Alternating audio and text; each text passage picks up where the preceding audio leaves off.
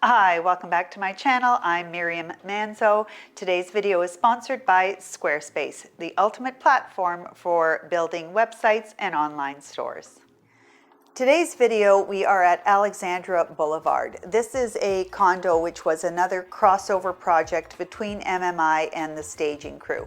And so what I wanted to do today is we're going to take you through and sort of go through with you the design decisions that I made on prepping a property for resale, as well as talking about the decisions that we make when we're staging, again, knowing that we are going to be selling the property and trying to appeal to the widest audience possible. So today we have a special guest. I'm going to introduce you to my partner in crime with the staging crew, Rose, and we're going to go through tips, tricks, and ideas for not only staging your home for sale, but really things to do when you're living in the house, because one of the most common comments that we get when we stage a property is, I wish I had done this stuff while I lived here so that I too could enjoy the luxury of what a property looks like. So we're going to give you some of those tips and tricks as we go along. So let's head to the kitchen and take a look at where we started. I want to introduce everybody to Rose.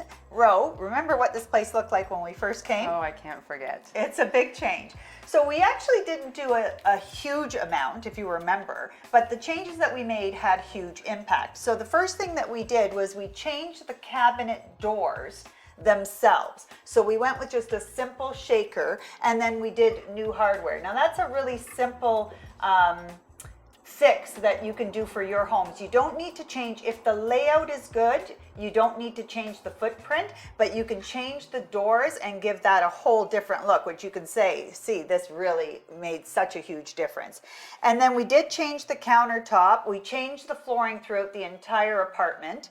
And we did this matching backsplash, which I really love, not just for resale, but just in general. I find it very clean, and the smaller the space, the less materials you want to bring in, which will really help open up the space and make it seem larger. We added some pot lights in here, and then we added some pendants over the little eat-in area. But cosmetically, that's really all we did. So what would you say, Rose, is the biggest takeaway that you first get, the impression that you get when you walk into most homes? I feel that clutter is a really big problem. In most of the homes that we walk into, I feel people don't know what to do. They feel that they have to have everything that they need at their fingertips, which is fine, but you can still have it at your fingertips, because as you see, we have our cooking utensils, we have the butter, we have the cutting board, things that we do use every day. But we don't see things like pictures and greenery and books. I mean, books, we all have cookbooks, but I feel that, you know, people think they're better stored away, and the greenery take up counter space. So which it does, and in a small space, this might not be practical for everyday use, but again, we are trying to bring in the aesthetics when we are selling a property. So we're trying to actually draw the attention to these counters, which are such a beautiful quartz countertop, by clearing the appliances, which draws your eye to those. This draws your eye to the beauty of the scenario. Now, everybody thinks that when it comes to function, that function can't marry beauty. And if you see here, this is actually a marble wine cooler. So this is the thing with designers and stagers that I think is the biggest takeaway for most people, is we really think outside the box. So this is actually a bottle cooler, and I don't see it as a bottle cooler because usually my bottles cool in the fridge. I don't know about the rest of you.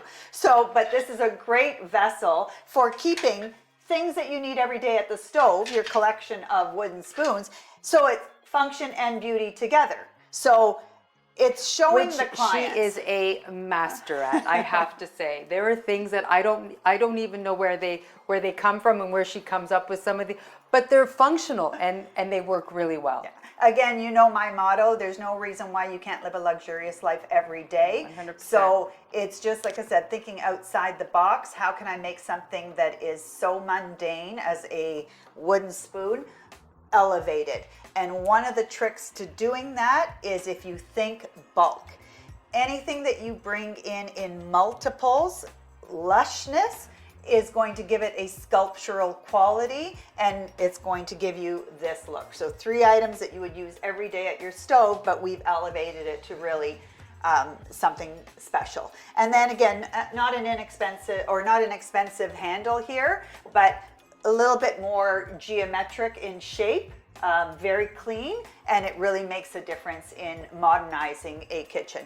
And in this kitchen in particular, I love these doors. So these were originally, I don't know if you remember, a solid door. I remember. We did, and it was a big single door here. We did these double doors with the insertion of some glass. This is actually, and then we did new hardware on the all the doors. So again, we brought in a clean shaker with a little bit of a bead to pick up what we did on the kitchen. Again, you know, there's that continuity aspect, and then new handles. And back here we have a washer dryer, and we also have the electrical panel. We've put a little bit of wallpaper here. Again, there's no reason to bring to make the space completely about function without having a little bit of that pretty. So this just lightens up the look of a solid wall here by allowing the light from this room to come through. So I love how this little kitchen turned out. I think that if you're a single person or even a small family, this is really, the necessities are here. It's fabulous. So let's take a look at the first bathroom, the guest bathroom, powder room, which is just kind of on the other side of the foyer. And there were some big changes here. We'll take a look and talk about those.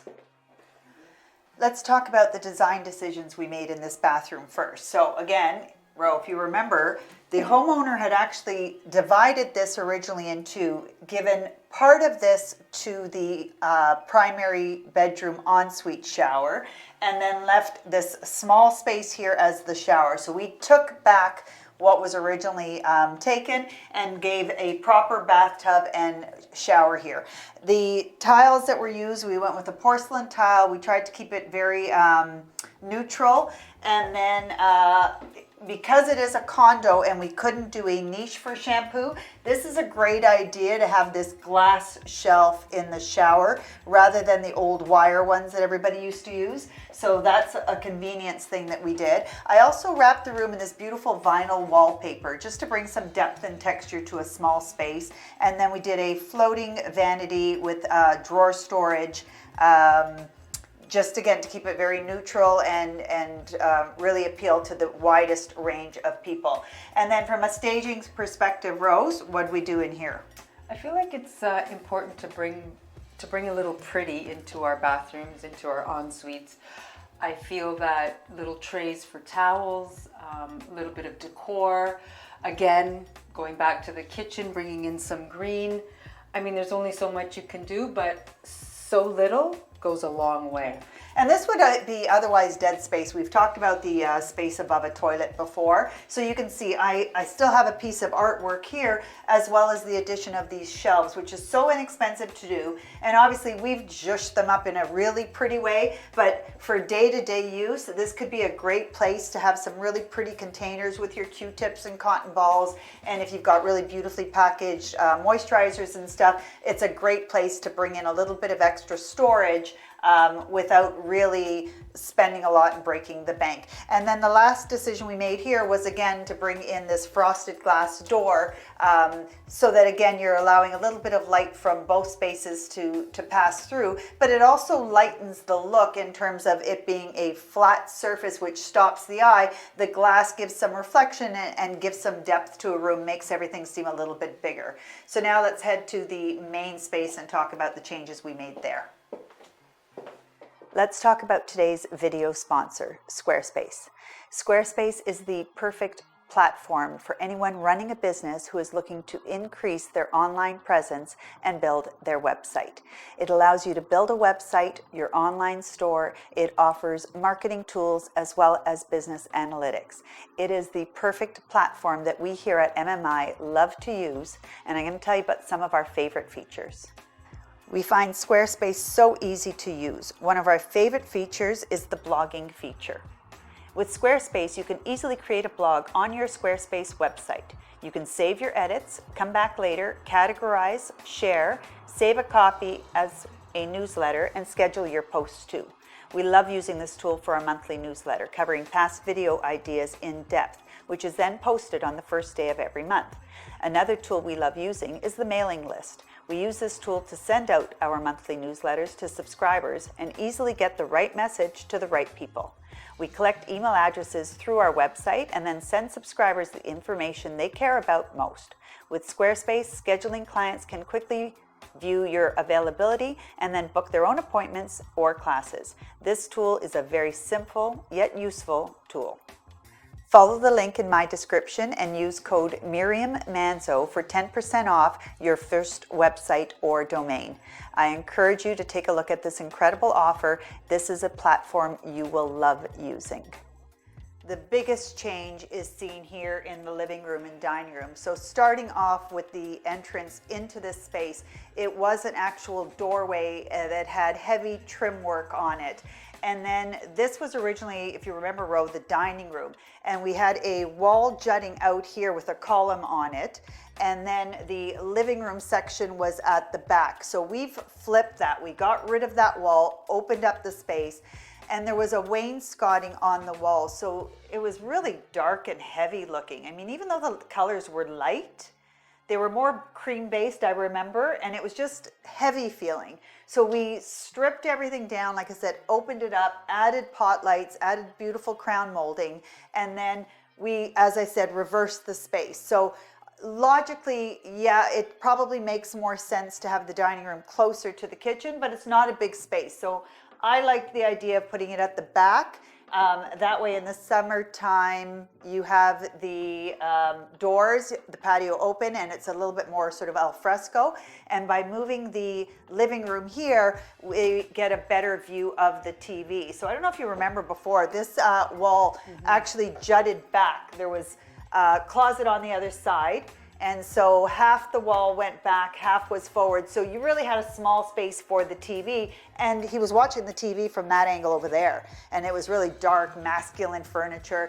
So this is really a big change that happened here. It actually increased the space in the primary closet, but it made more sense for our TV. Now, we did things for staging, but if you want to take it to the next level, clearly this could be built all the way as a built-in up to the ceiling, which would increase your storage space, house the TV a little bit nicer.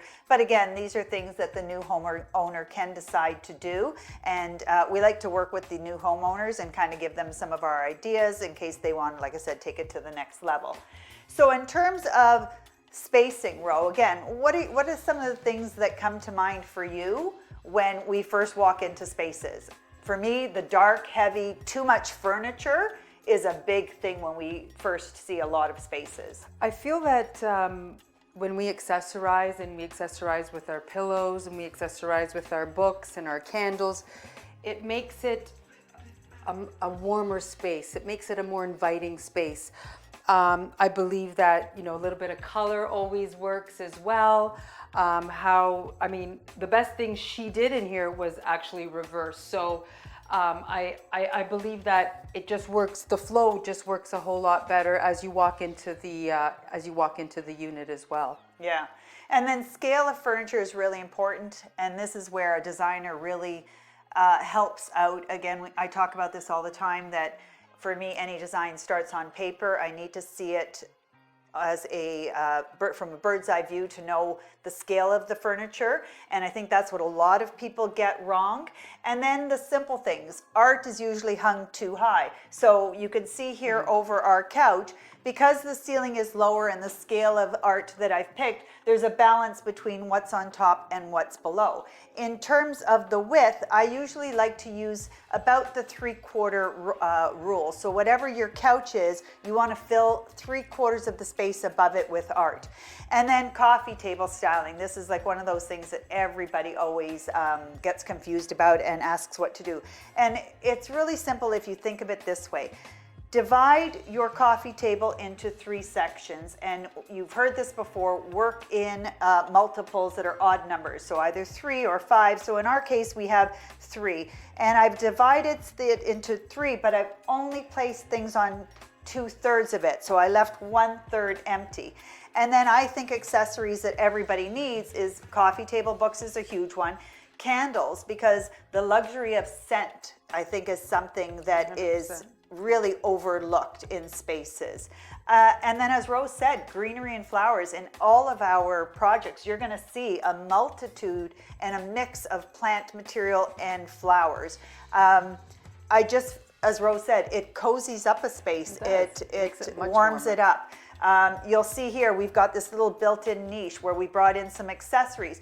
It's all about balance. I'm balancing out the flowers, the colors, the heights, the scale of the accessories. And then I brought in these pieces here as, again, small space. We always are considering storage. And these boxes, even though they're around the corner from the foyer, they're a great place for keys. So to me, you can never have enough of the books, of the candles, of the boxes, and of plants. Again, another place that you could just easily throw keys or things that, as you're leaving the bedroom in the morning, easily to grab. And then again, working on paper to get that scale right. You know, a lot of people would have tried to squeeze in 2 chairs here, which it would work if you were living on your own and you didn't mind, but we like a little bit of breathing room around our furniture. And then here with the side tables, we could have put a lamp, we could have put one on each end, but it would have crowded the space. So here I brought in a standing lamp. It doesn't always have to be on the table. And this sort of gave us the opportunity to bring in a little bit of the pretty and the books and kind of have things at your fingertips that look good but are also functional. And I love the idea that most people probably wouldn't do is these are 2 tables from completely different sets, and I've mixed them together just to bring in an interesting mix of legs and textures and colors and materials. So don't be afraid to do that. And then this space, I think, is just perfection. Fabulous. It's not a big table, but wow, what a great showpiece as a punctuation to the end of this space. And then this fabulous mirror, which we had in the unit, and Rose kind of said, why aren't we using that? It's such a fabulous piece. And it just really, I think, finishes everything off and makes a statement here at the end of this space, right? So then from here, we're going to go into the secondary bedroom. Now, again, you'll see we did the frosted glass doors, again, allowing light between the 2 spaces. Now, this space was really the biggest transformation. It was dark mahogany, if I remember correctly. It was being used as an office when we first came. But we had done another unit in this building, and one of the comments that they gave us was that they would have liked to have seen a second bedroom instead of an office. So we have styled it as a bedroom this time around, but it could easily be done with a Murphy bed, so you get the best of both worlds. And then bedding is really Rose's thing to do, so I'm going to kind of let her talk about our system for creating these really beautiful, cozy, luxe looking beds. So what's our formula, Ro? Well, again, pillows, very important. We like to use white. We like to use white duvets, white sheets, white pillows, and bring in the color everywhere else if need be. We like to bring it in with our pillows that we use, but again, simplicity, clean, and again, pretty. I think that's where I always see, I'm not going to call it really a mistake that other stagers make, but something that I see that I don't like when I go to other stagings is that busyness on the bed with texture and color in the duvets. This, to me, in my mind, I'm creating hotel luxe. Everywhere I go, whether it's a kid's room or the primary or the guest, it's all about that hotel luxe. So the first thing that you need to create that look is the right duvet insert, right? And this is where I don't really skimp on the duvet, even though it's for stagings. I'm trying to get the fluffiest down duvet insert that I can get, because that's how you get this beautiful luxury look. And we always turn the duvet down. That sort of doubles it up and makes it look more luxe than if it was all the way up. And then don't be afraid, I would say, to mix creams and whites as we've done here. It's a great look. As Rose said, touch of black in this room. We've got it here in the prints, and then really nowhere else. Just that little hit, and that's enough to make it feel and look like a black and white bedroom. And then it's about the accessories. Again, a little bit of color in some books. Keep it clean. Now, If this was a real person's bedroom, there might be a little bit of extra stuff here, but if you're picking the right nightstands, for example, that give you drawers, there's really no reason why your bedroom couldn't look like this on a day-to-day basis. Absolutely. Like, why not give yourself that hotel luxe feeling every day? So my favorite room is the primary. Let's go in there and take a look at really what we've done there. It was a great room to start, and we'll see how we sort of added our layers.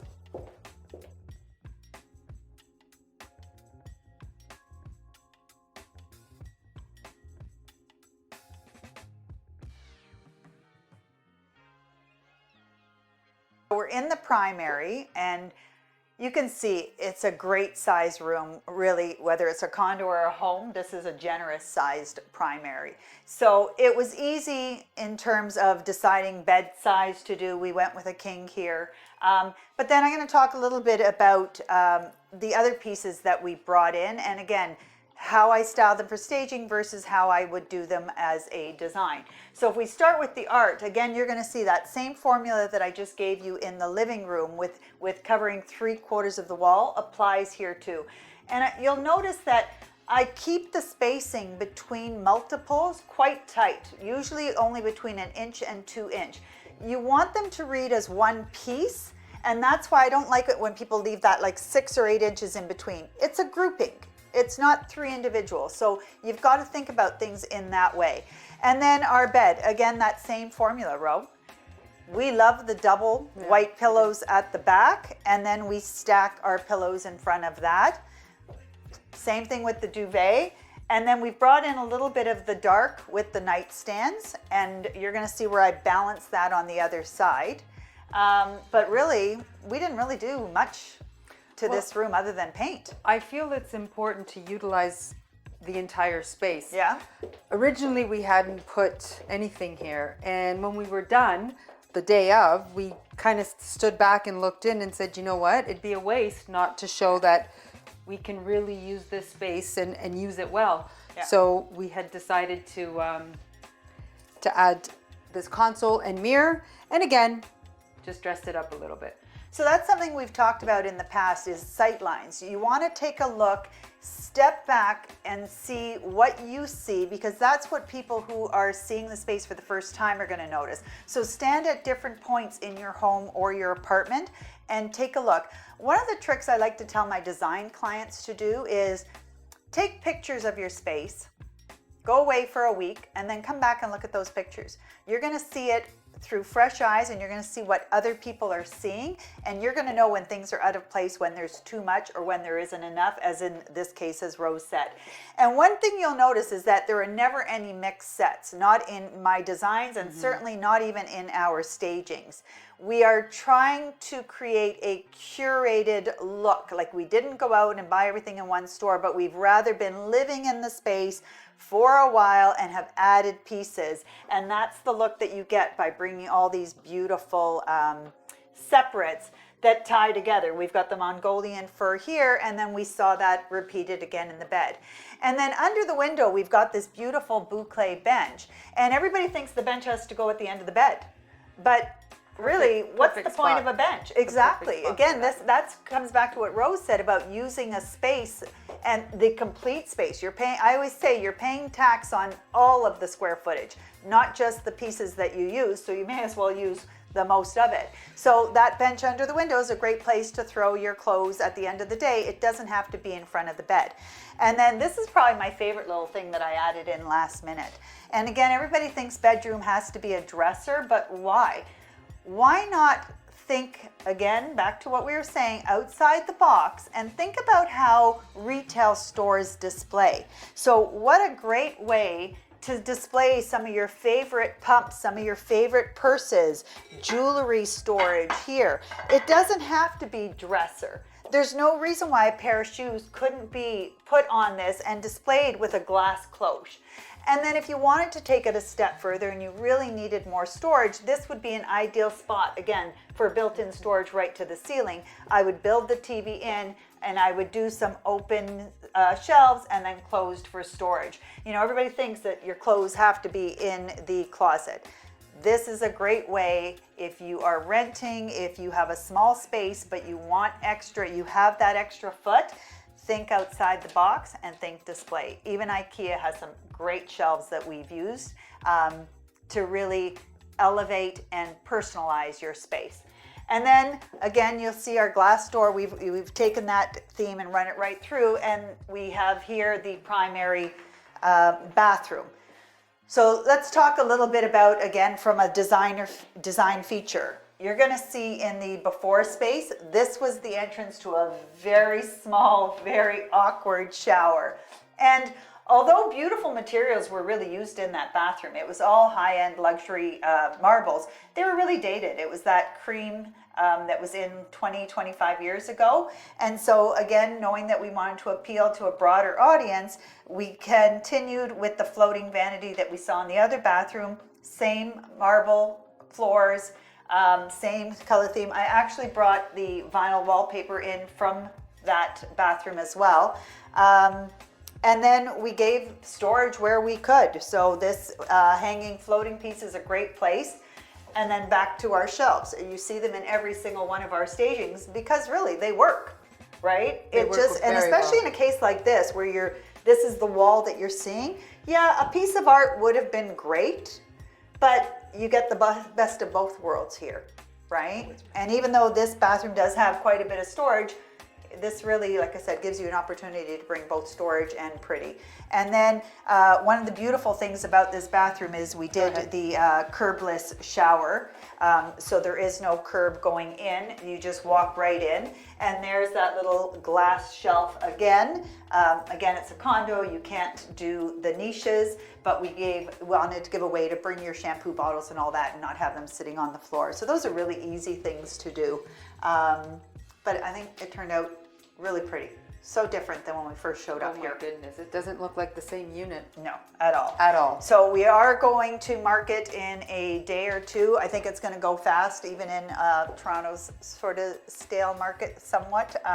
But a unit like this is going to go really fast. It's a great location, and I think the place looks great. It's one of our favorites, I think. Fantastic. Yeah. Right. So anyways, I hope you guys have picked up a few tips and tricks for both staging your properties as well as living in what seems like a staged house for your own personal enjoyment. I'm Miriam Manzo. Thanks for watching. We'll see you next time. Thanks, Rose. Thank you.